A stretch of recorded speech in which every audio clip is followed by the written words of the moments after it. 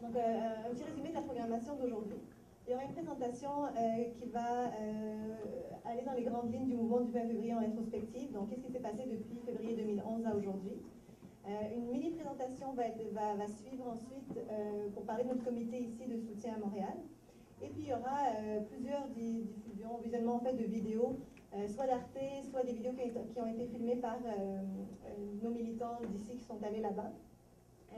Aussi quelques vidéos par des militants du mouvement du 20 février. Donc, je commence tout de suite par vous présenter en rétrospective le mouvement du 20 février.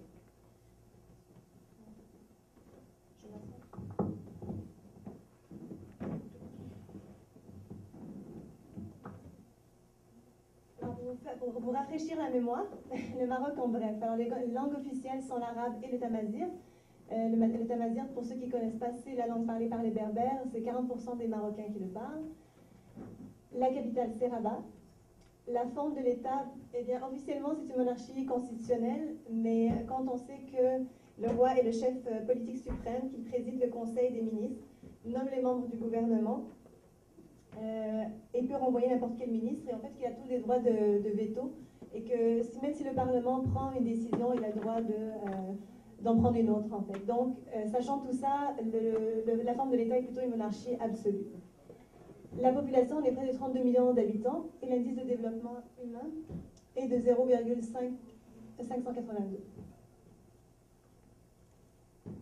Les indices socio-économiques du pays. Alors, il faut savoir que le tiers des Marocains vit sous le seuil de la pauvreté, ce qui fait plus de 12 millions de Marocains qui vivent dans cette situation. Le Maroc garde un taux record d'analphabétisme. Plus de la moitié de la population est analphabète. Le taux de chômage est effarant, il dépasse 40% parmi les jeunes diplômés.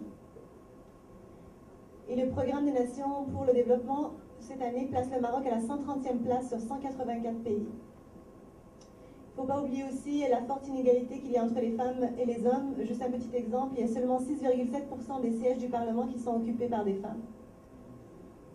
Enfin, 1% des Marocains détient 50% de la richesse du pays. La naissance du mouvement du 20 février. Comme vous le savez, en fait, c'est né dans la vague contestataire qui a eu lieu dans plusieurs pays du nord de l'Afrique et du Moyen-Orient au début de l'année 2011. Comment ça a commencé au départ? C'est qu'en janvier 2011, avec le succès de la révolution tunisienne, les militants marocains ouvrirent un débat sur Facebook autour du thème du changement au Maroc. Ils créèrent un groupe qu'ils appelèrent Liberté et démocratie maintenant. Et donc, en fait, c'est le début, c'est le nom avant qu'ils prennent le nom du mouvement du 20 février. Donc, ce groupe-là émettait sa première déclaration adressée au roi.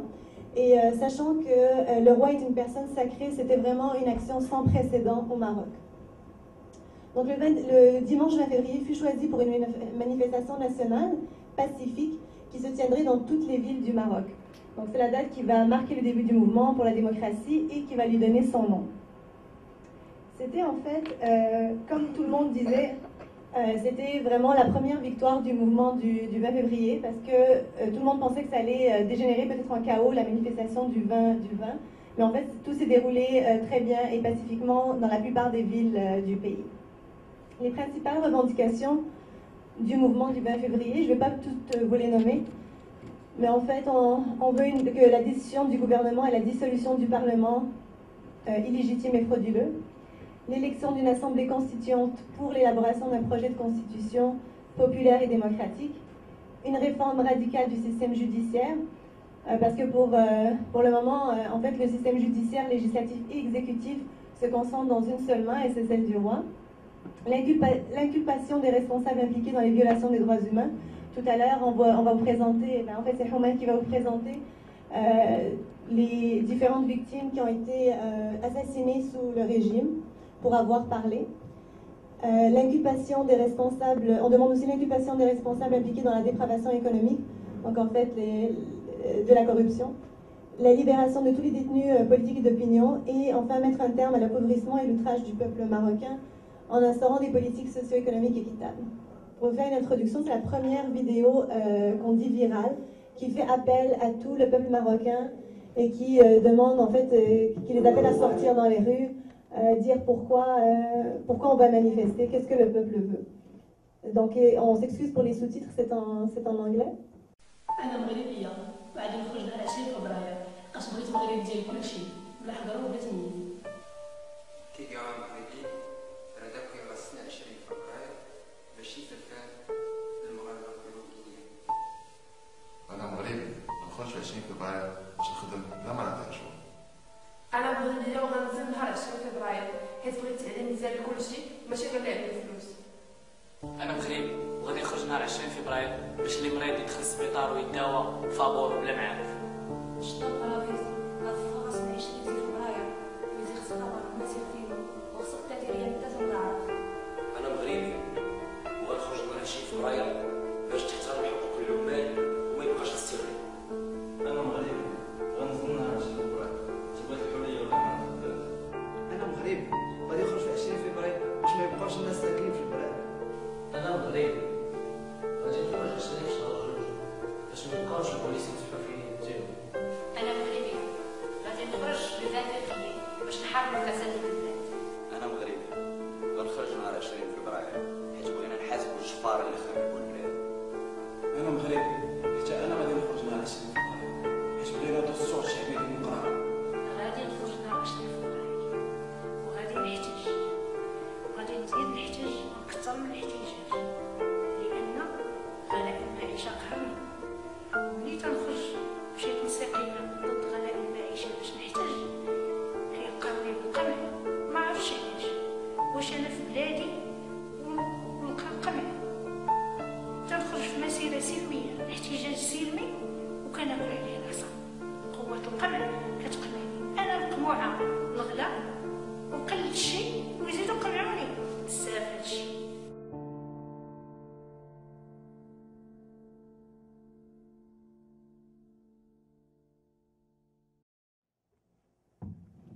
Grâce à cette vidéo, le jour dit, donc le jour du 20 février, des milliers de manifestants, des centaines de milliers de manifestants des quatre coins du pays sont sortis dans les rues. Donc des jeunes, des plus vieux, des chômeurs, vraiment tout le peuple marocain est sorti dire que c'est assez, qu'on veut un pays démocratique et juste. Je laisse la parole maintenant à Lahsen qui va continuer avec la présentation. Salam alaikum, jami'an. Bonsoir, salut tout le monde. Azul Fillaoun. On va continuer, je vais enchaîner dans cette présentation qui vient dans le contexte d'un topo sur le mouvement 20 février au Maroc. Donc, Rima disait qu'il y avait des manifestations, Mariam, pardon, disait qu'il y a des manifestations qui sont parties partout au Maroc, dans plusieurs villes au Maroc, des centaines de milliers de manifestants. Donc, après plusieurs semaines, le roi il annonce une réforme dans un discours royal, mais ce n'était pas juste pour ça. Donc il a fait un discours où il a parlé d'un projet de régionalisme qui était déjà prévu pour en parler, ça fait longtemps. Il en a profité pour dire en quelques minutes qu'il y aura des réformes de la Constitution, etc. Bien sûr, la manière qu'était proposée cette réforme constitutionnelle, c'était qu'il y aura un comité nommé par le roi lui-même, et puis le palais royal, pour qu'il s'occupe de la rédaction, le projet de cette constitution-là.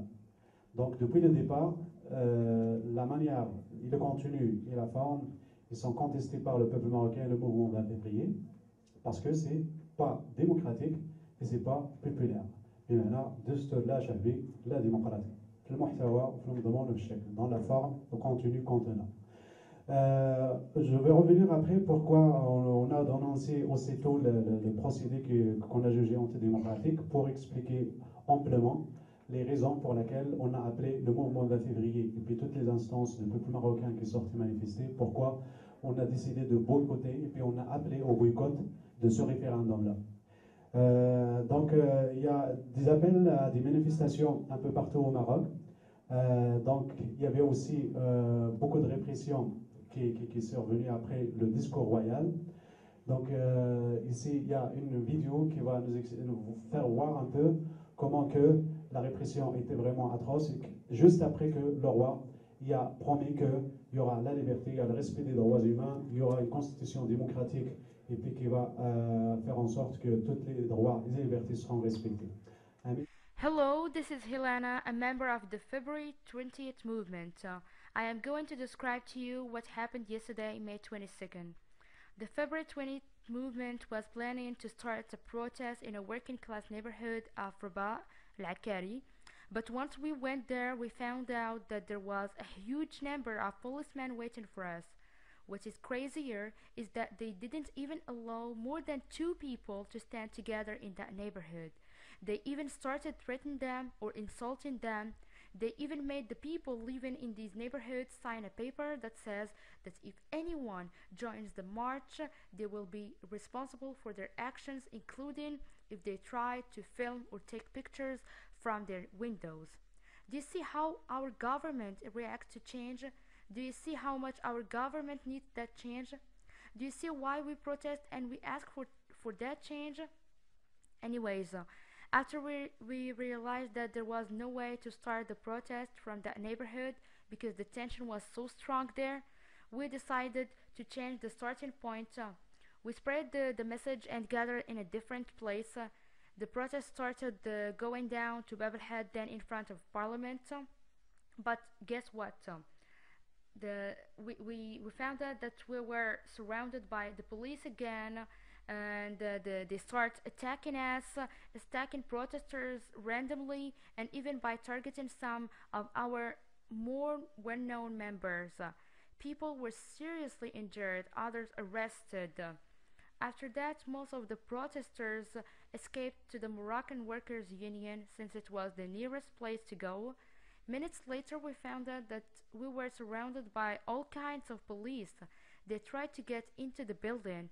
2 friends and I were on the roof trying to film what was going on until we realized that rocks were being thrown at us by the police in order to prevent us from taking pictures.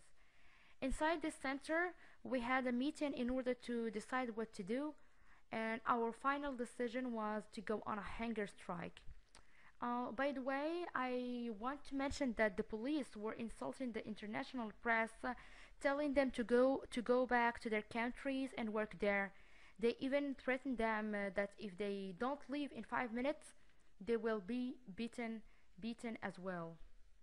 Some members spent the night in the center of the Moroccan Workers' Union, and others went to protest in front of the police station in order to release the 15 protesters who were arrested that day.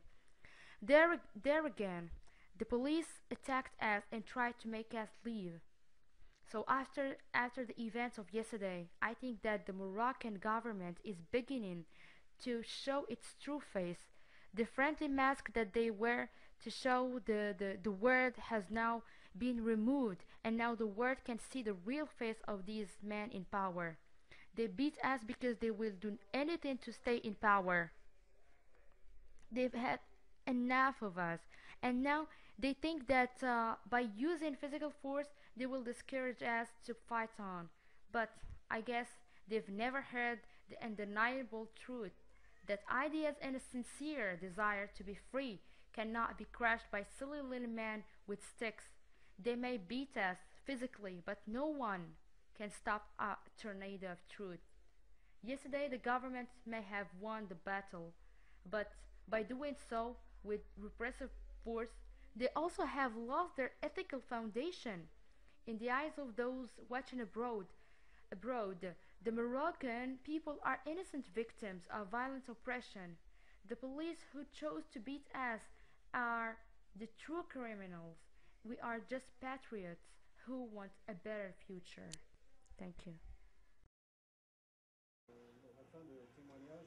La fin de témoignage d'une militante marocaine qui s'appelle Hilal.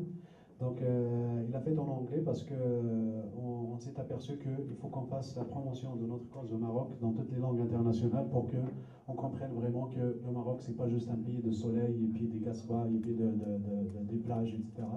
C'est aussi un pays où il y a beaucoup de répression, où il y a beaucoup de privation des droits fondamentaux de élever des centres pour les citoyens. Donc, on a vu comment la répression était vraiment violente. On a évité de montrer des vidéos parce qu'il y a certaines vidéos qui sont vraiment choquantes.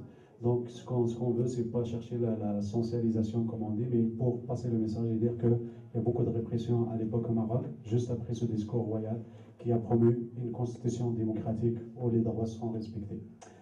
Je vais revenir après pour les raisons pourquoi le mouvement 20 février a appelé au boycott de ce référendum pour lequel le roi a appelé sur la constitution, qu'on a contesté et puis qu'on a vu qu'il n'est pas démocratique dans sa manière de rédaction et puis dans la manière de le faire. Donc on voit que le processus déjà il est antidémocratique et non transparent. Donc pourquoi il est antidémocratique? Parce que nous on fait appel à une assemblée constituante élue par le peuple, par le Parlement, donc issue des élections transparentes et démocratiques. Et cette assemblée constituante, il devrait rédiger ce qu'on appelle un projet de constitution. Après, qui sera soumis à un référendum des élections transparentes et démocratiques. Comme ça, après, on pourra l'appeler une constitution populaire et démocratique. Mais ce qui est arrivé, c'est entièrement l'inverse, dans le sens que c'est le roi qui a créé le comité lui-même, donc c'est tous des gens proches du cercle royal et puis des politiciens qui ont toujours bénéficié des prérogatives royaux et puis de bénéfices de cette classe oligarchique qui est ceux qui monopole le pouvoir au Maroc. Donc que ce soit des académiciens, des politiciens, etc. Et puis la manière qu'ils sont choisis, bien sûr, comme j'ai dit, c'était pas dans un cadre transparent avec des élections, etc. La manière qu'ils ont fait ça, ils l'ont fait secrètement, dans le sens qu'il n'était pas soumis à un débat public dans les mass médias, au Parlement, etc., pour que les gens disent ce qu'ils pensent de ce projet de constitution. Il a été préparé dans un temps record, alors qu'au Maroc, on sait que plus que 40% est analphabète, donc on ne peut pas comprendre la langue arabe classique dans laquelle est écrite cette constitution-là. Déjà dès le départ, c'est vraiment toutes des manières pour contourner la volonté et pour outrer l'outrage de la volonté populaire du peuple marocain et imposer une constitution qu'on a réalisée par après. C'est une constitution qui concentre encore plus précisément tous les pouvoirs dans la main de roi. On est parti d'une constitution de 123 articles jusqu'à une constitution de plus que 180 articles, juste pour préciser plus et puis pour que le monopole de tous les pouvoirs soit plus précisé dans la constitution. Donc le débat était aussi bâclé sur ce projet de constitution. Et puis le roi aussi est supposé de faire un arbitre neutre dans toute cette histoire-là de référendum, ce qui n'était pas le cas, parce que le roi, dans son discours, il a incité les gens de voter oui. Donc il a pris part de ce référendum-là, de ce scrutin, alors qu'il n'est pas supposé normalement d'en prendre part. Et puis on a utilisé tout ce qui est l'instrumentalisation des sources religieuses, des zaouïas, et puis des imams, et puis etc., pour utiliser la religion, dérogeant que le roi, étant que guide des croyants, il faut suivre ce qu'il dit, et puis il faut vraiment respecter ce qu'il dit, et puis voter oui. On a instrumentalisé la religion dans les mosquées, tous les imams, les intelligents, votez oui parce que cette constitution-là est bonne, puisque c'est le roi qui vous l'a dit. Donc il y a des actes d'agression et puis d'harcèlement aussi des partisans de non. Les gens, quand ils essaient de sortir manifester pour dire qu'on est contre cette constitution, la seule réponse qu'ils ont, bien sûr, c'est la matraque. Alors qu'en même temps, il y a des manifestations qui sont pro la constitution, qui sont protégées par la police, qui circulent dans la ville tranquillement sans que personne ne les dérange. Donc on voit qu'il n'y a pas vraiment une certaine objectivité ni une prise de position neutre et puis respectante pour le droit de chacun. Aussi, il y a des fraudes électorales qui étaient vraiment massives dans le sens qu'on a manipulé beaucoup les résultats, comme d'habitude. Nous, on a un appareil très magique au Maroc que tu rentres un nom et puis par, je sais pas, un miracle, il devient oui. Parce que je ne sais pas comment, mais apparemment il y a des moyens de contourner tout ça. Même les ordinateurs, ils sont reformatés pour qu'ils soient adaptés à la logique de Makhzen et puis de régime marocain. Il y a des flagrantes flagrantes au niveau du code électoral concernant le vote des Marocains à l'étranger. Ici au Canada, la France, partout, donc on a considéré que la diaspora, qui est quand même, à ce que je sache, si je ne me trompe pas, au-dessus de 3 millions, plus 5 millions, donc on leur a demandé de voter, mais la manière c'est juste pour la forme.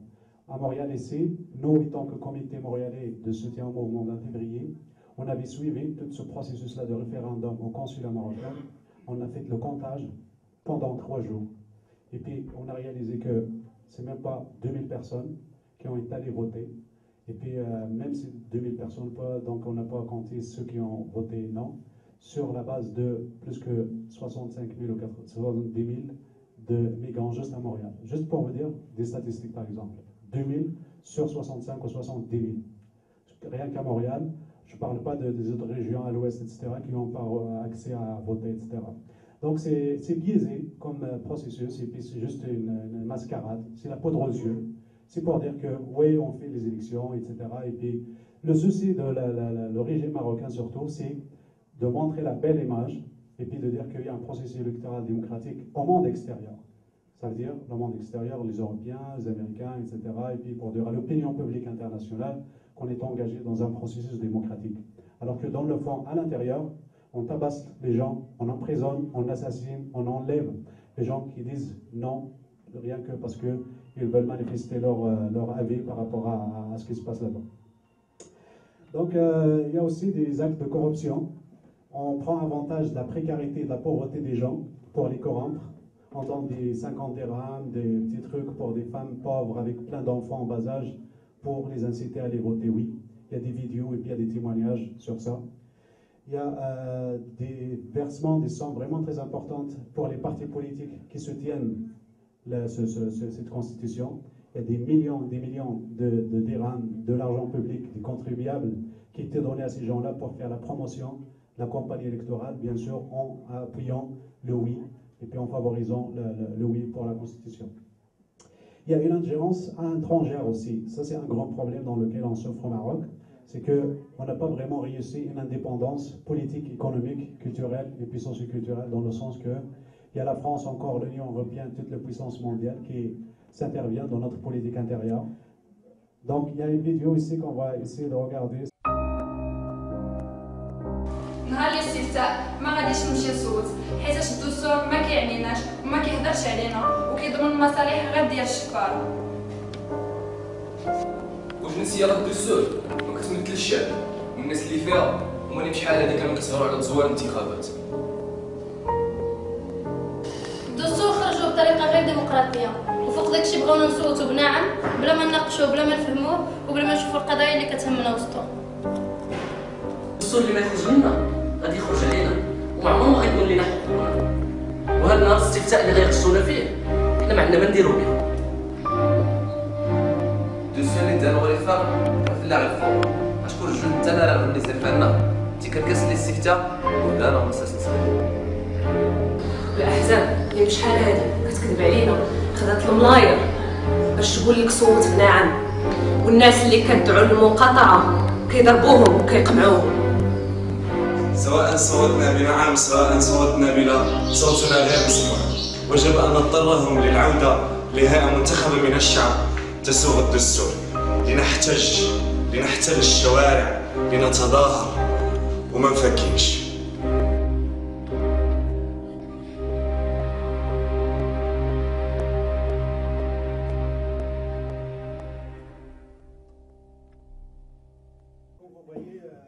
Il y a des appels de mouvement 20 février pour boycotter ce référendum, ce qui était le cas. Donc la majorité du peuple marocain n'était pas allé voter. Il y avait vraiment des statistiques très biaisées dans ce sujet-là. Et puis, comme d'habitude, on le passe à un pourcentage imaginaire, 99%, 99, genre 100% autrement. Okay? Donc, les élections législatives, il y a une accélération d'un processus vraiment de contournement de tout ce mouvement-là, que ça va très vite, dans le sens que juste après ce référendum-là qu'on a passé malgré le rejet de tout le peuple marocain et la société civile et puis tout le monde, on a appelé aux élections législatives. Donc les élections législatives qui étaient prévues pour le mois de juin, je pense, donc ça a donné victoire à un parti islamique qui est le PDG, Parti de Justice et Développement. Mais pour ceux qui ne le connaissent pas, non, on le connaît les Marocains, on sait d'où il vient, leur histoire, etc. Pour vous dire ceux qui ne connaissent pas, le PGD, c'est un parti d'extrême droite conservateur qui se dit islamique. Mais dans le fond, depuis le début de la contestation, il a toujours tourné le dos au mouvement de 20 février, les contestations de peuple. Il n'a jamais adopté ces revendications, mais plus que ça, il a envoyé tous les messages possibles à la monarchie à l'époque pour leur dire que nous, on vous soutient dans votre processus de réforme, etc. Et on est prêt pour collaborer, rien que pour avoir accès au fauteuil et puis au pamphlet ministériel et puis toutes les prérogatives et les privilèges qui viennent avec. Donc, ce qui était le cas, donc on leur a donné la majorité de scrutin à 27,8%, et la participation selon les statistiques officielles, c'était de 45,40%. Mais par rapport à ça, je vais vous dire une chose, c'est que toutes ces statistiques-là sont biaisées, dans le sens qu'il y avait le boycott de toute la diaspora marocaine qui n'ont pas voté. Et puis, il y a aussi une majorité de jeunes qui n'ont pas été inscrits dans les listes électoraux et puis qui n'ont pas voté finalement. Donc, si on fait les statistiques autrement, on réalise que c'est moins de 20%, même plus, qui ont participé à ce processus-là. Donc, c'est vraiment loin d'être une représentation démocratique de la volonté populaire et puis de justement les forces politiques qui représentent le pays. C'est toutes les mêmes partis politiques toujours qui sont là derrière la monarchie et puis derrière les prérogatives et puis le pouvoir pour en bénéficier. C'est des peuples, c'est des partis politiques qui ont trahi le peuple, qui l'ont poignardé de dos parce que il y a ceux qui sont issus des mouvements nationaux, etc. Mais vers la fin, tout le monde il court après les prérogatives et puis les privilèges et puis le pouvoir, et puis on tourne le dos aux contestations de la majorité du peuple marocain. On va vous dire un mot par rapport pour essayer de conclure. Nous sommes aujourd'hui ici, c'est pour célébrer le premier anniversaire de ce mouvement de contestation pacifique qui est parti au Maroc depuis le 20 février de l'année passée. C'est un mouvement qui représente toutes les couches sociales du peuple marocain, les jeunes, les étudiants, les salariés, les intellectuels, et puis tout le monde, vraiment la diaspora, comme les immigrants et tout le monde. Donc c'est un mouvement de contestation d'ampleur qui a sorti depuis 1 an et qui a manifesté des choses, qui a revendiqué la justice, l'égalité, la liberté, la dignité, une vie décente pour toutes et toutes citoyennes marocains. Alors, nous sommes ici pour célébrer cet anniversaire-là, parce que nous autres aussi, le comité de Montréalais soutient à ce mouvement 20 février au Maroc.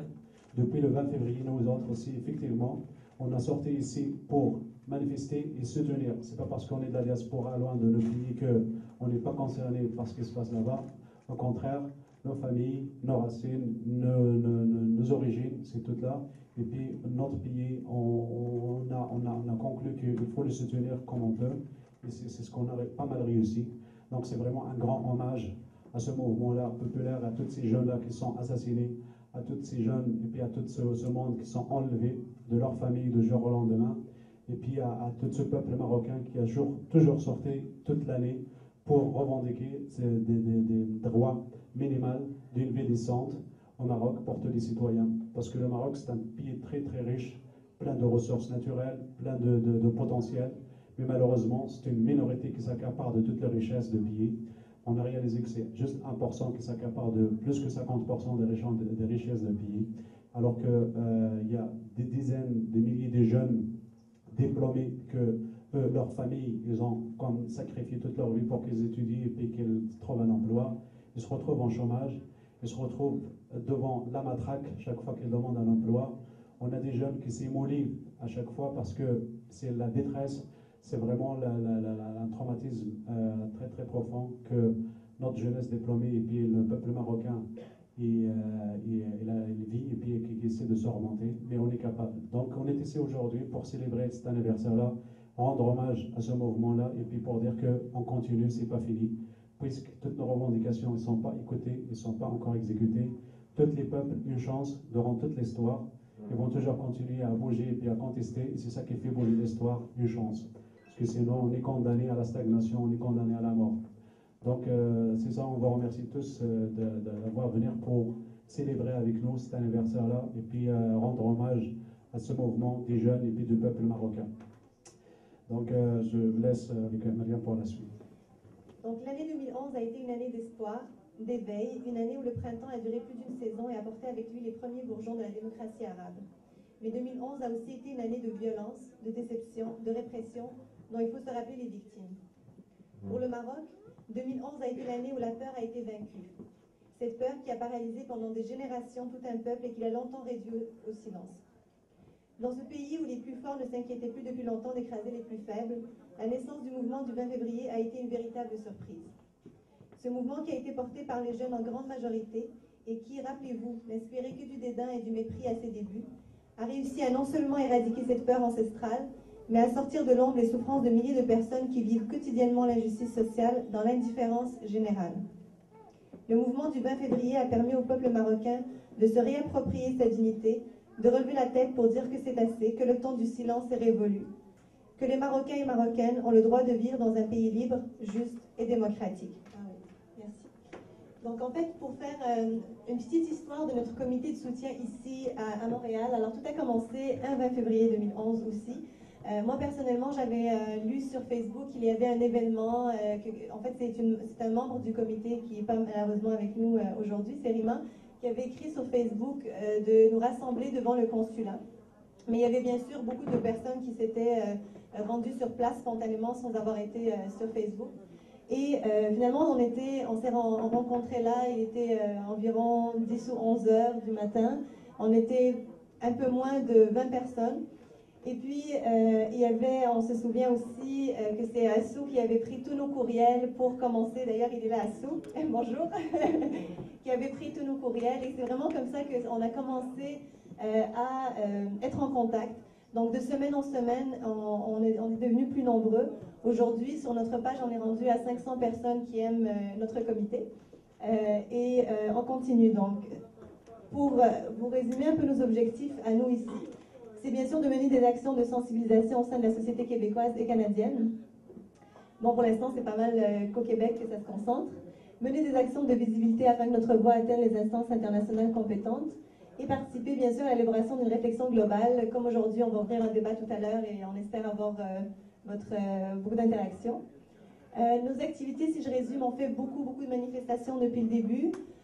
On fait aussi des activités de solidarité avec le collectif tunisien, le collectif syrien. On est allé aussi, on a fait en fait un couscous de solidarité. On est allé le partager avec les indignés au Square Victoria. Je pense que c'était fin novembre ou début décembre.